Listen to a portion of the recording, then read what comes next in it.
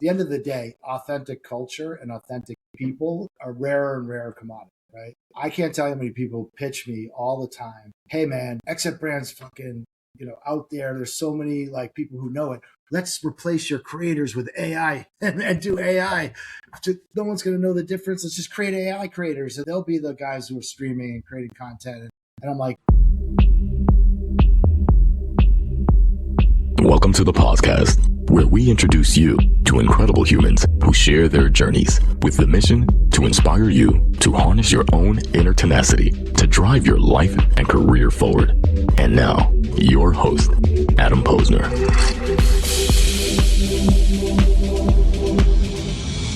Hey, everybody. Welcome back to the podcast. We're bringing the best and the brightest in the world of business, marketing, and personal growth to help you harness your inner tenacity and drive your career forward. Folks, my guest today is someone I've been really looking forward to having on for a while. Greg Selkoe is a serial entrepreneur and a true cultural architect, and he's best known as the founder of Karma Loop, one of the original streetwear and e-commerce pioneers that went from an idea to a global brand, doing over 180 million a year at its peak. Good stuff. And he's lived a full entrepreneurial life, the insane highs of hypergrowth, the painful reality of watching it all come apart, and the even harder work of rebuilding it with intention and clarity. Today, he's the co-founder and CEO of XSET, a next-gen gaming and lifestyle organization sitting at the intersection of content, community, and culture, and honestly redefining what a modern brand could look like. And what I love about Greg is how real he is, or how real he's going to be. We're going to get to it. I think he is.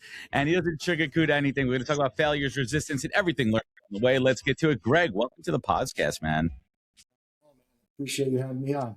And I know it's a rough day. We're recording this the day after the Super Bowl. Greg's a Pats fan. It was a rough one. But let's talk about that lesson learned, right? Like you came at it when I asked you about it. You came at it with optimism. You said, listen, you have Drake May. You have the pieces there, right? Like you're building a foundation. Listen, I'm a Giants fan. We got Jackson Dart. We got Neighbors. we got Scatterboo. Like these are the young pieces that get you excited. Like I know it hurts, but at least you're being optimistic about it, right? Yeah, I mean, I think it was the team with the most first-time players ever in the Super Bowl. So where could you pull a business analogy from this one? I mean, I think that, look, there's been times where, you might not be ready and you have an opportunity and you got to go for it. And even if you're not ready, but you're good at what you do and you make an impression, it just helps you get more ready for the next time you get your shot. So I think it's always better to, you got to leave it all on the field, literally. So if you try to get to the Super Bowl and you get to the Super Bowl, that's a pretty big win to begin with. And, no one expected it from these guys, and they're all coming back next year. And I think this is the beginning of something, not the end of something. Right? Like you think about it too. He got the whole team. They got this Super Bowl experience young, versus a lot of teams. You have players who have been in the league for a while and never been in the Super Bowl. He got that off, off his chest already. Now he knows. He looks like a baby, man. When you see him on the thing, he looks so young. He does. We were talking about the list. So let's get into it. And if you don't mind me asking, I'd love to set the origin story here. If you don't mind me asking, what'd your parents do for a living? So my dad is a scientist and my mom's an urban planner. Interesting. So where did this design, culture, fashion bug come from? Definitely not from them. It was a source of conflict for a long time. I don't think specifically because of that, but I was into like graffiti art and breakdancing and DJ culture and stuff. And my parents are not counterculture. They barely even listen to music, like honestly. And they're pretty Calvinist. Like they believe hard work is everything. Now I definitely got that trait from them because I work hard. But yeah, I mean, they didn't understand me. We have a good relationship now, but there were times where, when I was 18, they were very happy to see me go. Like it was tough. And, I had some learning disabilities and I had some stuff. But I mean, look, they've been supportive. My dad's invested in stuff I've done. He invested in this company. Love it. Not huge amounts, but enough that it's meaningful. And, and there's always been some challenge with that. And my mom's not as supportive, but overall, they're generally pretty supportive, and they pretty much, I think, have figured out at this point, I'm not going to stop doing what I'm doing. So not worth the fucking headache. Yeah, you're not going backwards at this point. I'm curious too. Let's get into a little bit. Let's talk about that graffiti culture and DJ culture and breakdancing. Let's take it back. And I'm not gonna date you, but I feel like we're in the same kind of bracket of age. I'm turning 47 in a month, right? Like I remember, like what inspired you? What kind of music were you into that got you going? What was that culture that who were those artists that you're like, shit, I love what the fuck they're doing. I love their style, and it inspired you. Some of the graffiti artists like Kenny Sharp. Like what were you into? Well, I mean, there's different eras of graffiti Of artists. So course. I'll talk about all of them. But for me, I was always someone. I think this was reflected in the businesses that I do, where I didn't like to be defined by one style. I liked lots of different things. So I could listen to hair metal, I could listen to like alternative, but I really loved hip hop. I think the rebelness appealed to me. My first album was Curtis Blow, The Breaks, which came out way before me. But I was seeing hip hop stuff and I wanted hip hop, so I went to a record store, which they used to have, and I was like, yo, you guys got any hip hop? It was like a used record store. I was a young kid, like little kid, and they're like, oh, we got this one album, The Breaks, by this guy. Didn't do that well, or never really. They literally didn't know what hip hop was. This is in like the early '80s. So I listened to like Run DMC, all the way up through like Mobb Deep, and listen to Lil Uzi Vert now and Lil Yachty and stuff like that as well. So I've stayed, the spectrum of hip hop. But I think with graffiti art, I was definitely having some trouble in grade school, and I had this art teacher named Mr. P, who was very much like, really was the only person that kind of believed in me and would have my back and whatever. And he brought in one of the books that Henry Chaffetz, and I can't remember the other, did graffiti art in New York, and it was on when they were doing all the burners on trains. Subway trains. And it was like Lee and Mob Scene and Future, and I got to know Future later and did projects with him. Then all the way up into like people like Stash and Dalek and Shepard Fairey and all these guys who are more current graffiti artists, Banksy. But I mean, all these sort of really old school early guys, Lee Cones, it was that era was just like, I saw that and I was just like, holy shit, I love this. And I'd go to New York and look at the train sometimes, and I was trying to convince people it was art, and most people said no, it's graffiti. Nah, it's a cultural element to it, right? It's a lifestyle. And where did the listen, obviously art inspires culture, inspires fashion. It's one, continuous. When did you get that first fashion bug, like to create something in apparel? It was a little later. I mean, I always just wore like fashion like the Beastie Boys and stuff wore, because I grew up in the city in Boston, similar to New York, different, but a lot of the styles were similar. I mean, we were anything that happened in New York, we got first before anywhere else. Okay. But New York obviously was setting the trends generally. But, so when I was younger, I was wearing like Levi's, white t-shirts, shell toes, gazelles, a lot of Adidas tracksuits, stuff like that, which was basically just got a Foot Locker or equivalent of Foot Locker that was in your neighborhood, right? When I was starting to get a little older, I found this store called Liquid Planet, I think it was called. And there was another store called Alston Beat. This is when I was later in high school. And I started going to those places, and you're getting stuff like Ben Sherman, Carhartt, the Phillies Blunt shirt.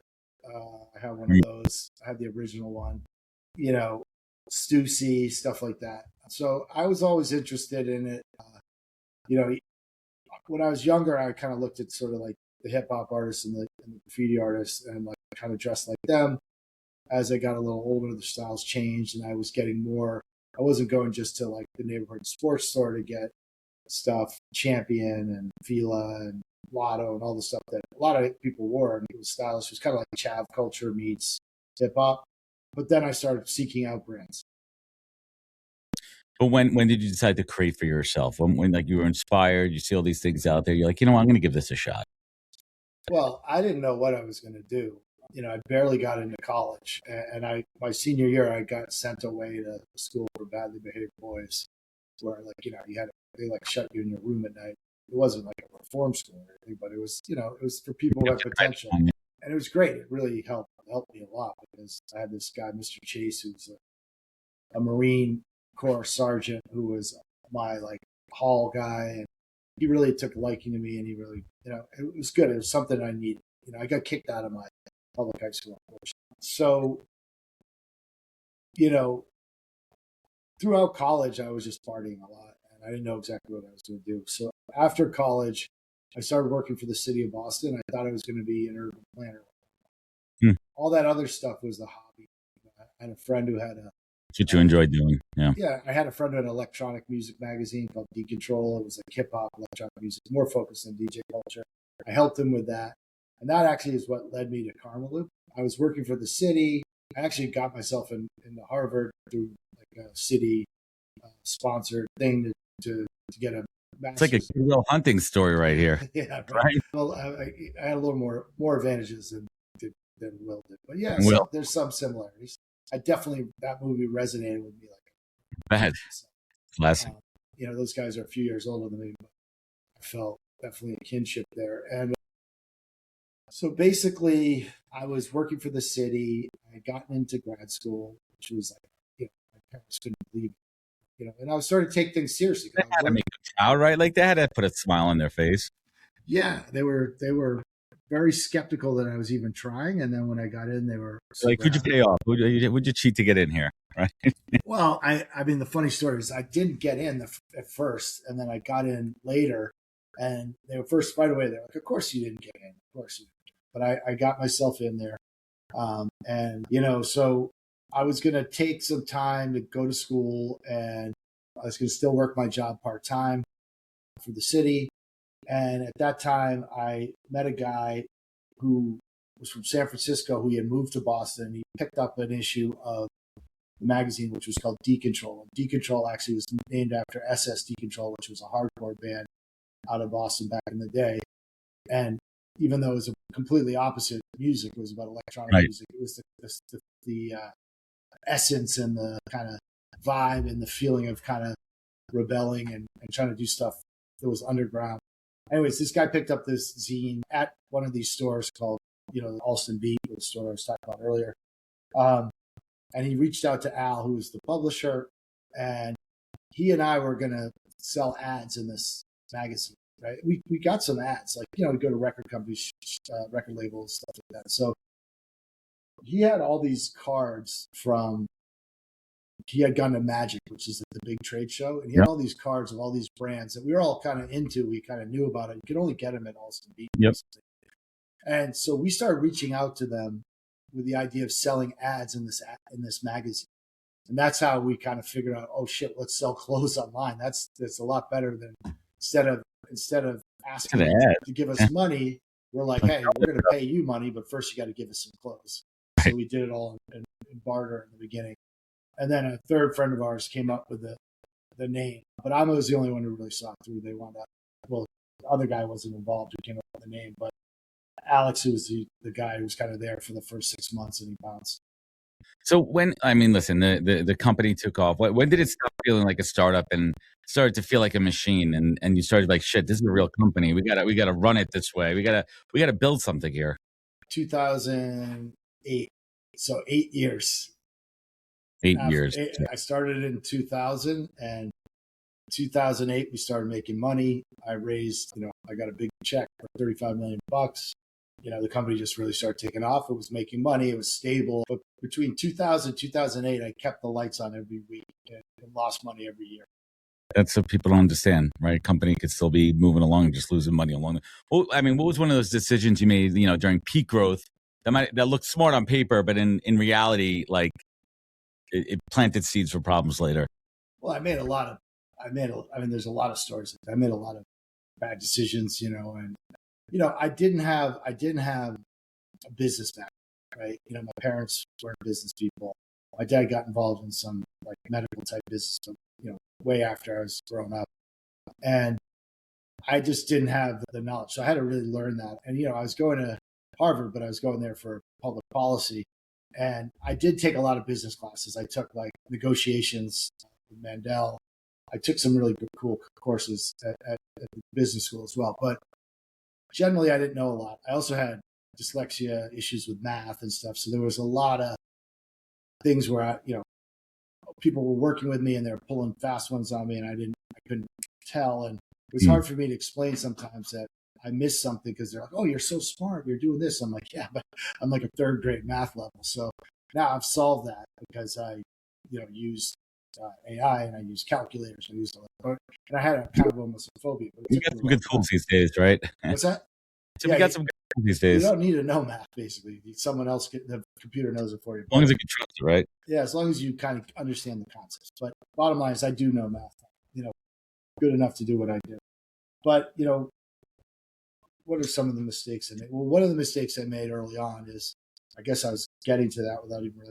There was a guy who was helping me out, and I was kind of letting him control the cap table, and he gave himself a bunch of equity that I didn't really understand. It wound up being a lawsuit and all that. Later on, when the company's worth a lot of money, we prevailed, but it was a painful experience. You got to keep an eye on things. You got to keep a tighter eye on the ship. Yeah, there's a lot of areas that any human being is going to have weakness, right? They're going to have things that are strong, and like the biggest strength is being able. I think the most important strength is being able to know what your weaknesses are, and even if you know what your weaknesses are, just as human beings with ego, we don't want to admit it. Even someone like me, we don't love being like in the soup when they're like, "Hey, man, you really don't." You're embarrassed. You want to be like as good as you are at everything else in those areas. And the fact is, you got to understand your limitations so that you can have other people that you trust, and then maybe several other people you trust because you can verify what they're telling you. Ask the questions. Like, I feel like it's empowering now with the businesses I've been involved in. People assume I'm going to know everything, every like acronym and all this jargon and shit. And I'll be in a meeting and be like, "What? Can you tell me what that like FRC 10 means?" I don't know what the fuck it means. Don't just shake your head like you know what it means, because you look stupid in the end when you don't know what it means. Yeah, and most people don't do that. Most people pretend they know what something means. That's a huge superpower, right? And it's an element of self-awareness. Actually, you look. I think people look smart when they raise their hands and they don't know something, right? Because it's a point of clarity. It's like, hey, I just want to clarify that. What exactly do you mean by FRCD LMNOP, right? Like, what are you referring to? I just want to make sure we're on the same page here. And I think you hit the nail on the head. It has to do with ego too. Check your ego at the door and mind your actual business. Like, keep your eye on the business and prioritize. So let me ask this, Greg. Well, and by the way, I agree with you. I think you look smarter. You look like self-aware. However, that's still not a natural instinct for most people. No, I mean it takes. Listen, we all kind of do that when we're younger, right? But if you're still doing it and running a business, like that's not a good thing. So let's get to it. Karma Loop eventually collapsed, right? It still exists, but it's a shadow of what it once was. So what hurt more, losing the company or losing the version of yourself that was tied to its success? I never really lost the version of myself. I was actually quite pleasantly surprised how many doors weren't slammed in my face afterwards, because a lot of people, there were definitely some suckers who just thought that was the end of me and they weren't going to see me again, and that was a mistake, because I knew for damn sure I was coming back and I was going to do other things. But at the time when the whole thing happened and we went through this fight with this private equity group, and there was customers that they were in control. I didn't control this. So there's customers who weren't getting it. There were people I felt personally terrible about. There were small brands that were getting stuff like that, and I couldn't do anything. I tried as much as I could, right. And I don't have time to articulate to everyone. So in some cases I was the villain. I think I came out of it pretty good. Generally, most people understood. And like, that was to me didn't like that, because it's not who I am. If I could have done it, I would. In fact, I got in trouble with the guys because I would try to pay people even when I wasn't supposed to, and I played dumb. And it was but I went through a year of war with these guys, right? So by the time I was leaving, I was like, thank God I'm out of here. I didn't. So I didn't miss the business as much. Also, it's a defense mechanism. I think you're kind of like shocked and stunned when you go through something so painful. I don't like to look back, but I mean, just you bring it up. I mean, there was a lot of things we could have done. I mean, a lot of things were actually working that we were getting. We were doing content on YouTube. We were getting on some videos. We're getting 1 million views at a time when there was like 15 million people on the whole platform, So Doing something right. we were ahead of our time. We were doing live streaming in 2010 on our own live stream that we set up. I mean, we were doing stuff that was very, very cutting edge. And now in retrospect, when people look back, like, yo, you guys like kind of invented this or that. But the fact is, like, I think it would have been great to have seen that through, and I probably would have stayed at that point. But I mean, ultimately, I always knew there was going to be a time when it wasn't. Like it wasn't something that upset me. But I think to me, the hardest part of it was, well, first kind of testing the waters, because I thought people weren't going to take my calls and stuff, and they all did. Yeah, it's a scary thought, right? Like, who's going to still want to work with me after this? And that just wasn't the case. In fact, a lot of people stepped up and helped me, and people were reaching out to me right away, like, hey, you can consult for my brand, you can do this. So, I mean, I made like $1 million the year that and I used all that money to pay off debt that I owed. But I'm just saying that, I think I treated, I think you'll find most people who know me, if you talk to them, 99% will say I'm pretty fair, or sometimes I'm too generous. I've learned to be a little less generous in my old age, but it doesn't mean I'm not still.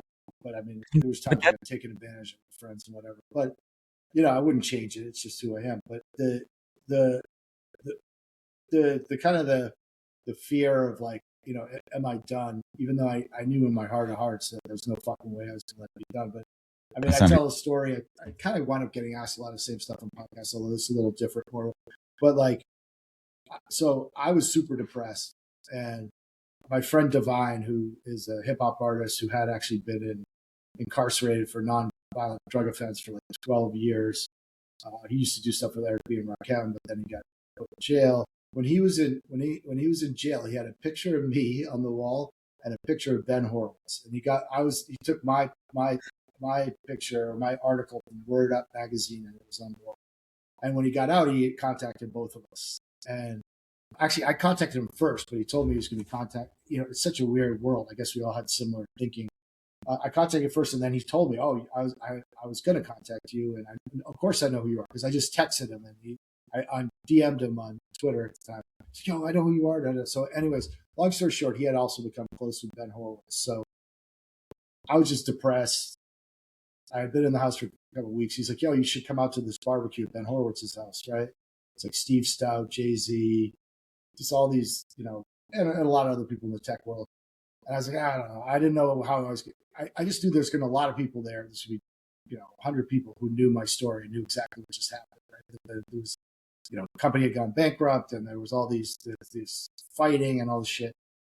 My wife's like, "Look, you got to get the fuck out of the house. Like, you're driving me crazy. Go to this barbecue." And so I went out there. So Devon and I went out. I went to his house. He still lives in Silicon Valley. Moved to Vegas now, but and I walked into the backyard, and there was lots of people, and I didn't know how they were going to react.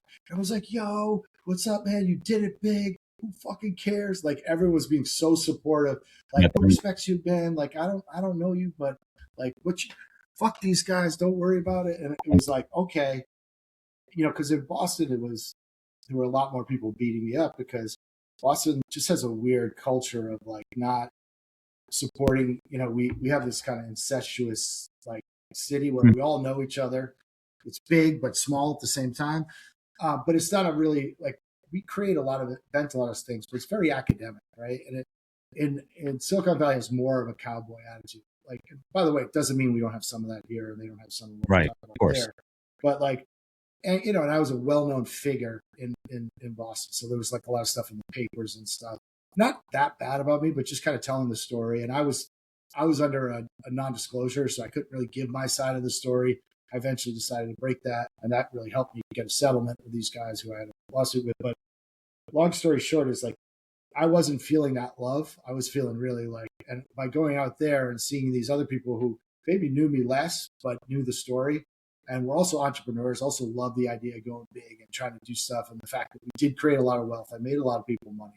Many, many people, millions of dollars over a long period of time. I made myself money, so I just think that sometimes you got to get out of your world and go someplace else. Right. Exactly. And I think the fact is, most of the time you're your worst critic. Hey everybody, Adam here from the Podcast. Today's podcast is brought to you by the team at Fountain. Fountain is your full-service frontline workforce management platform. I have to tell you, Fountain's offerings are some of the most robust I've seen for any product in the space. They offer full solutions for hiring, managing, and retention. They are truly a one-stop shop focused on the frontline workforce. They also create informative content using their data. For example, they analyzed a bunch of data from their fast food chains and created a trend report you could download now on their website. They also have a new ebook out called Frontline Voices. There's a lot to dive into. Certainly check it out. And you could learn more at fountain.com, linked in the show notes. Thank you. Always, you're your harshest critic too. And you were at that moment, right? You're like, I could either let this define me or I could, use this as an opportunity to, redesign yourself, and you shifted. So let's shift and talk about XSET here. Tell us, listen, you're building something that's way more community than product first, right? Mm-hmm. And why do you now believe that culture beats traditional brand strategy? Well, I mean, look at the world we live in. It's a world that is sucking a lot of culture out of everything, right? Because, I'm not here to make a judgment. Obviously, there's a lot of problems with social media and AI, but I'm in the social media business in some ways. So, there's good and bad and everything. But I think there's a lot of bad. There's a lot of things that need to be fixed. But at the end of the day, authentic culture and authentic people are a rarer and rarer commodity, right? I can't tell you how many people pitch me all the time.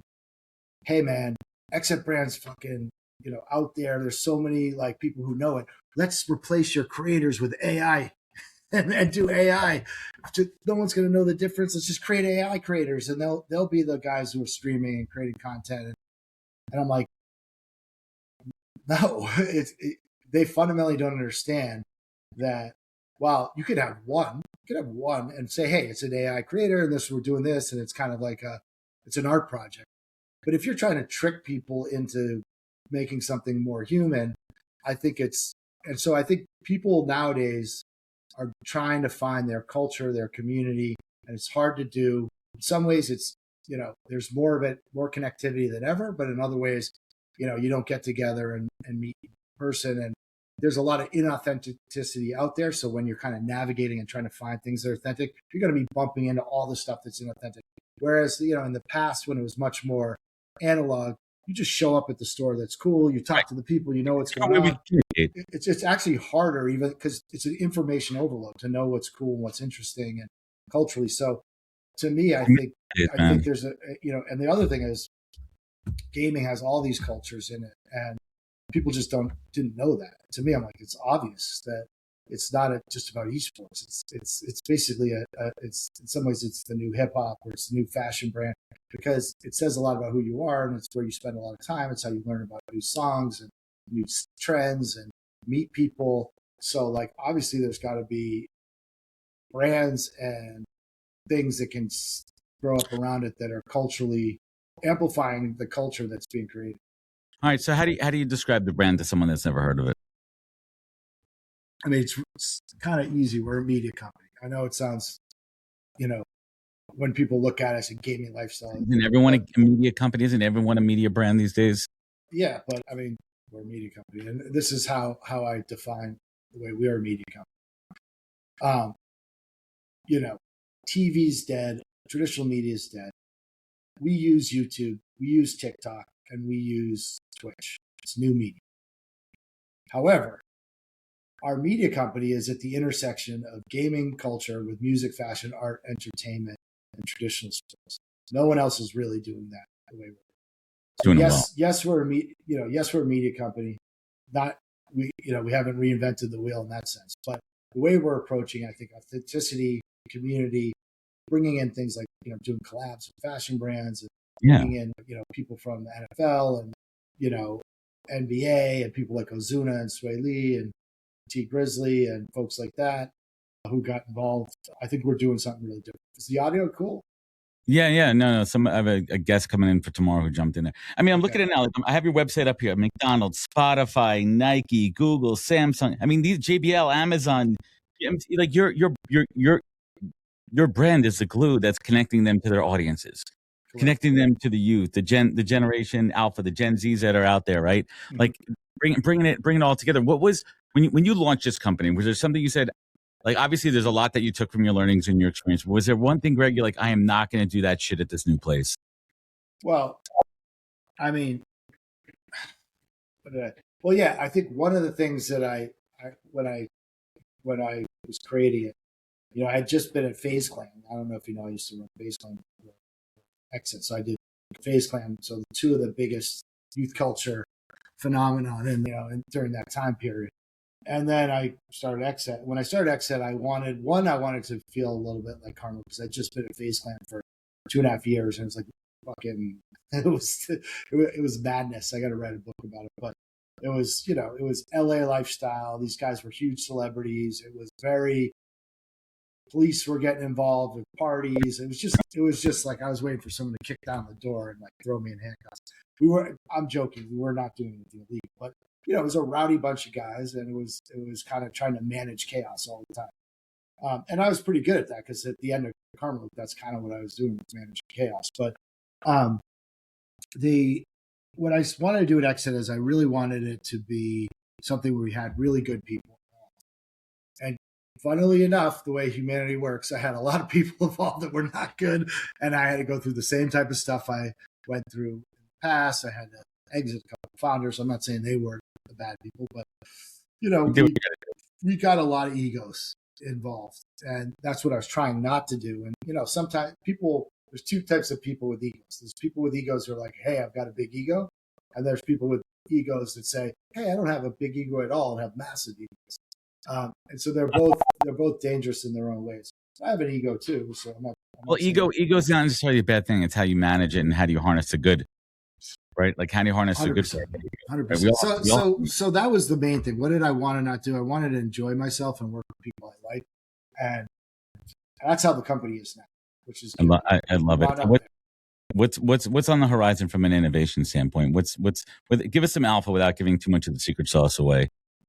Well, I mean, a couple of things that we're doing this year that are, we have about 67 million views on YouTube a month across our network. Not too shabby. Our main channel gets about 8 million. And then, we have a bunch of creators that work under our umbrella where we actually sell their advertising, and they're part of they're part of the network. So, and we have creators are a big part of what we do, right? Like we're different than other groups in that we're not a creator collective, we're a brand. And we have creators, as opposed to like, hey, a bunch of creators came together and started a brand, which is mostly how the other folks are in the industry. But I think two things we want to do. One is, you look at what Mr. Beast's done with Feastables. So we're developing a snack product with our creators. It's going to be why not? We're doing a JV with a very credible. It's just the right brand to be working with us because comes from another culture that makes snacks that happen to deal with a certain kind of hip hop or music. Sorry, I'm giving it away, but you can kind of guess who might be the JV. But so it makes sense. They have the DNA that we have. And then I think, another thing we're going to be doing this year is we're starting to launch more IP programs. Like a lot of our content is just IRL and all over the place. And we still want to do that, but actually setting up programs, which we're starting to do now, and they're getting some traction where we have 10 episodes of something and really kind of go into it. And they're all testable propositions, right? It's all content. It's all fun. You're tested into it. So I got to ask you this, right? Because as I mentioned, I'm a recruiter by trade. This show, we do talk about careers and all that too. You've hired a lot of people. You've fired a lot of people in your time, Greg. So let me ask you this. So by the time, someone gets to you for the interview process, they're already checking the boxes on the experience, right? They know what they're doing. How are you vetting them? How are you vetting them for values and character and saying, I want this person on my team? What does that process look like? I think the first thing is I haven't done that great a job. Frankly, I have definitely, and I'm still learning in that sense. And I think it's so important and not rushing into this, right? When you're hiring. And I sometimes feel, shit, we need this person. Let's go get the best. And then it winds up, one of the things my mentor said to me is 50% of senior hires, I don't care how good you think they are not going to work. 50%. It's one out of every two for people you hire in a senior role. If you do better than that, great. But that's what he said. Just expect it. So so don't be surprised if you someone you hire turns out to be someone totally different. But I think the value thing is very important, right? I think having the same values, same outlook on the world, obviously we're already going to folks, like you said, who have a really good pedigree on paper. We can attract really successful people who've done things in the big, in with big brands that are similar, like Complex or Barstool or whatever. Yep. But it's really kind of getting them to fit the culture. And I think it's interesting because I had experience that, like when you talk about that, I hired one person who was really good fit culturally, but ultimately they were very difficult. Like after a while, in the beginning they were great because they were enthusiastic and they were bringing in revenue. And then I got another person that had all the great qualities, personality, whatever, but did not know the industry, did not authentically understand what we were doing, and felt like they could learn it. And I said, it's kind of against my better judgment because I always feel like it's tough to learn a culture, learn authenticity. And believe me, there's plenty of roles at this company you don't have to understand. But this kind of role, you kind of have to really learn quickly or come from it naturally. And, they were just not able to adapt. They weren't able to really fully get it. And that reflected in how they position the company and how they market. You learn, as long as you're learning from those lessons in hiring. I mean, hiring's an experiment, right? Like it's like dating, right? When you're courting your partner too, you don't know until you get a few dates in what's going to be, underneath the covers, right? Right until you get to that point. So let's bring it home, Greg. What's keeping you up at night these days? Well, I mean, I sleep pretty well. I've definitely been through enough that I have a lot of faults, but one of my skills is just dealing with stress and kind of keeping my eye on the big picture and believing it's going to work out and doing everything I can to make that happen. But I mean, obviously some of the trouble in the world is definitely very concerning. I worry about the direction that we're going as a globe, where we forget that we all have nuclear weapons. I mean, a lot of people have nuclear. And it's this idea that we're going to start having more skirmishes and wars, whether it be in China or in slippery slope. Like at some point, someone's going to shoot a nuclear weapon, and I've got kids who are young, and so those type of things bother me. But I mean, look, I got to go on and live my life. I don't have a lot of, I'm not up at night worrying about the business, but I'm under constant stress and worry about the business because you kind of have to be an entrepreneur, but it's got to be a healthy kind of work. Otherwise, and there are times where I have the unhealthy kind of work. You can't get shit done, right? You got to be able to like, hey, this is urgent. I need to get this done. But if you're too like a fighter pilot, when they have to make decisions, if they're panicking, they're going to make the wrong decision. So you got to figure out how to train yourself to most of the time, even when you're like externally, like, holy shit, I'm freaking out. Internally, you got to have a place you can go where you're like, okay, here's the next move, and try to, I always start by saying, okay, what does it look like if I do get out? What would I do? How would I? And then I kind of work through it, and then generally you can figure out a way. But if you don't kind of start from where you want to be and then work backwards, you're going to be like, I don't know which path to go. And so everything has a solution. Everything has a solution. So Greg, let's bring it home here. You've lived the highest of highs. You've hit the lows there, man. You've had different levels of success. But Greg, at this stage of your life, how do you define success? Well, I mean, to me, it's happiness. I mean, what's the, and having a family is great. You don't have a lot of people. I mean, the further I've got along and I've made a lot of money at certain times and stuff, everyone says it's so cliche, money doesn't make you happy, but I understand, and I personally work for this to have enough money to be able to travel first class and some of the stuff that's nice. But I'm not buying gold watches or jewelry or fancy cars. I have one nice car. That's it. Like, there's a limit to it's a diminishing return. There's a couple things that being rich will make you have more comfort. A nice house, maybe, ability to travel. Right.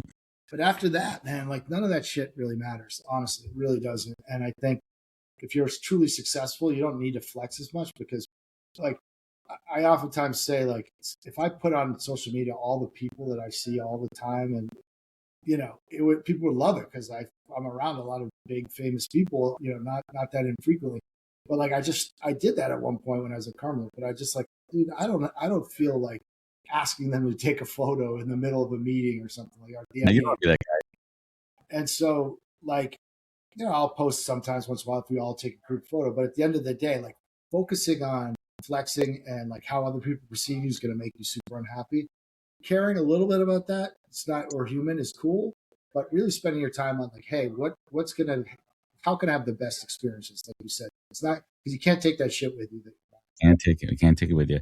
Greg, this has been a good chat. I feel like we could keep this going, and you probably have some great stories to share there, but we got to wrap this one up. Greg, this is awesome.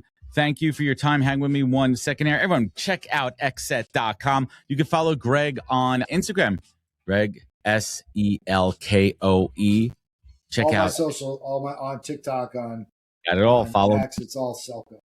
Well, this has been an awesome, or XSET. It's all XSET on all channels. It's all there, man. And everyone listening, if this show meant something to you, leave a review rating. It goes a long way. Sharing and caring. You can find out more at thepodcast.com. Remember, be good to yourself, be better to others, and catch us next week for another great episode of the podcast. Take care, everybody. Wisdom is forever, but for us, it's time to go. Thank you for joining us. Luckily, we'll be back with our next episode soon, jam-packed with more incredible humans. Thank you for listening, subscribing, and sharing. To join the conversation, search The Podcast on LinkedIn. And to catch up on past episodes and more info, please visit www.thepodcast.com.